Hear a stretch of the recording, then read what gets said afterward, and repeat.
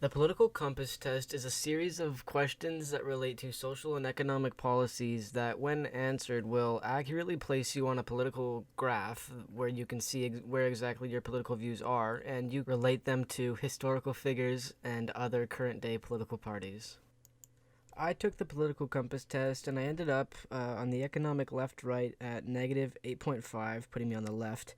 And the social libertarian slash authoritarian, I got negative 5.95, which would also make me more libertarian. This puts me beside Karl Marx and slightly above Noam Chomsky. This makes a lot of sense since I agree with a lot of Marx's earlier writings, and Noam Chomsky is one of my favorite people ever. I admire Chomsky more in particular since Marx's philosophies led to a lot of genocides, which isn't necessarily his fault, but slightly stains his ideals in my eyes. Chomsky consistently looks at the United States objectively for their actions overseas and uses nothing but cold hard facts and his immense knowledge to strategically inform the public of things that the government won't educate us on, also showing us why the government systems and policies are flawed and have allowed for the United States to become essentially the villain to the world, and how it's also allowed transnational corporations to acquire monopolies and profit off the other 99% of the population's labor. Being placed between Marx and Chomsky doesn't surprise me at all. However, it may not be the most accurate test since some questions were broad and my answer would have changed based on the circumstances.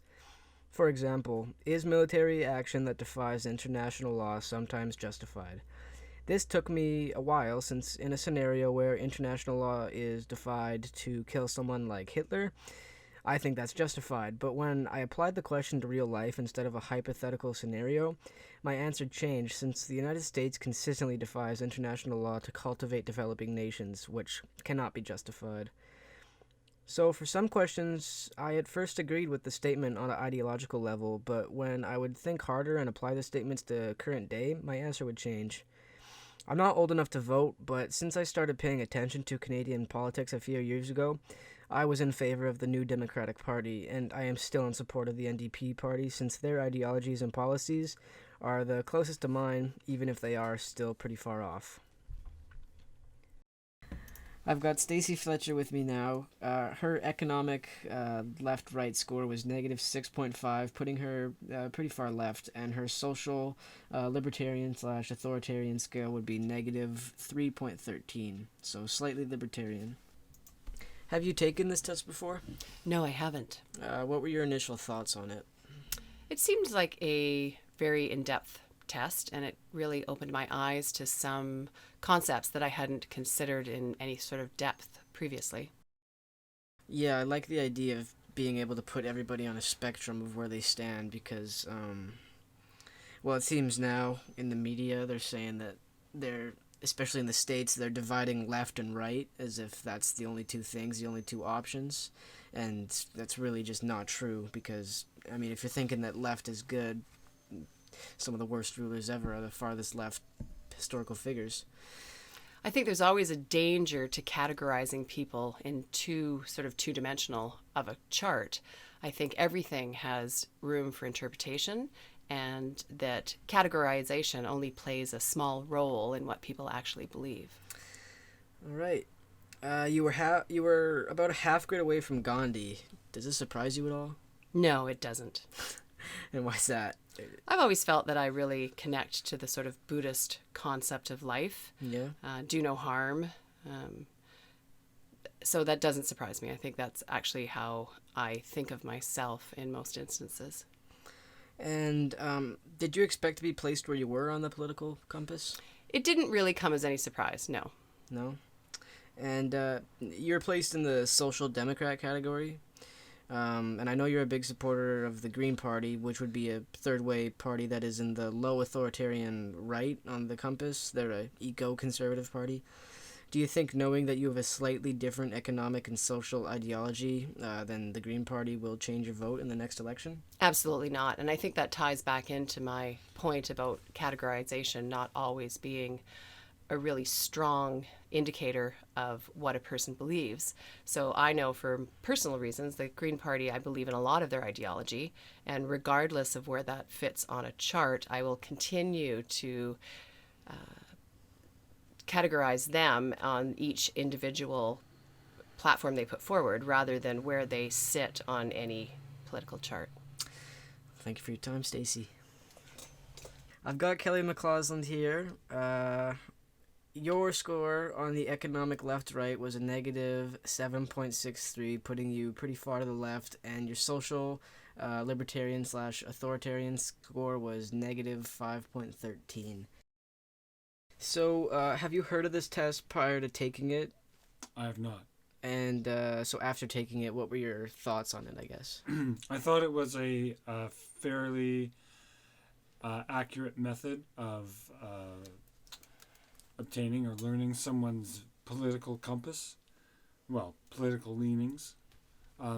I dislike the fact that there was no I don't know or I'm indifferent, because some of the questions I didn't really feel strongly one way or the other. Yeah, I thought about that too, because that's something that I felt like might make it inaccurate, is that it seems like all the questions are either drastically toward one side or not. It's strongly agree, strongly disagree, agree and disagree. Yeah. There should be a middle one there. Yeah, that I feel was the one flaw. Yeah. And I agree with you that you can end up getting inaccurate results because a person is forced to either agree or disagree. Mm-hmm. So you were closest to Karl Marx. Do you have any thoughts on that? And does that surprise you? Maybe a little bit. I've always felt that communism, at least as Marx wrote about it, is untenable in a modern political climate, or really any political climate. I think it's an ideology that is not practical in real world terms. Yeah, I think that too, but some of his earlier writings, you can see like where he's coming from, I guess, because of... Okay, shameful secret, I've never actually read Marx. I've just read about him. Well, some of his earlier stuff, it doesn't necessarily talk about communism, but it's more about like the ideas that come behind it. Like a lot of people support the ideals of communism, but don't necessarily actually, support communism in the real world. But his earlier writings talks about how it's kind of, it's a system that's better for human nature, I guess, because capitalism, especially now, we see that basically there's no more like woodworking or blacksmith, like jobs that reward you. It's mainly all just typical workers or like assembly workers, and that's just not the right system for a human being to be in, and that's what I agree with on Marx. Yeah, capitalism has brought about all kinds of professions that don't really contribute anything. They're just moving money from one place to another. Mm-hmm. And did you expect to be placed where you were on the compass, left libertarian?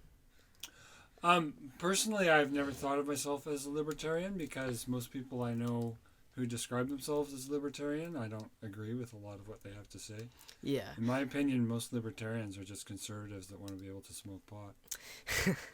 Yeah, it seems that a lot of the libertarians that I've met, for a lot of the time, I've met more right-wing leaning ones than left. Yeah, and it surprises me because usually the main tenet of libertarianism is less government, smaller government. I don't necessarily agree with that at all. I think in order to have a socialist democracy, you need to have a fairly large government. And I'm okay with that. And that also requires authority. It's like you can't quite fully be... Like, ideally, I want to say that, like, I'm 100% libertarian and 100% left, but that just can't work because, I mean, it's nice. The idea of being able to do whatever you want is nice until you realize that everybody else is doing that too. Yeah, I could see that. Yeah. I'm a little surprised that libertarian is considered the far end of the spectrum because, well, technically the very far end of the spectrum, if you go far enough left, would be anarchist. Well, so the way it works is there's the economic and then social, right? So then you're not really at the end of it, so like it's I saw where it was. I mean, I'm not all the way. Oh yeah. Yeah. But so that's just like the basic board outline. if you went into it, there's a more in-depth version that has the categories laid out, like social democrat, other things like that. Well, that's the term I identify with, is social democrat. Well, your results and my results would place us as a anarcho-socialist. Oh, okay. Food for thought. I guess so. Yeah. I'm definitely not into anarchy. I think that's a viable political system. All right. Well, thank you, Kelly, for coming on here for this interview. Thank you for having me, Ryder.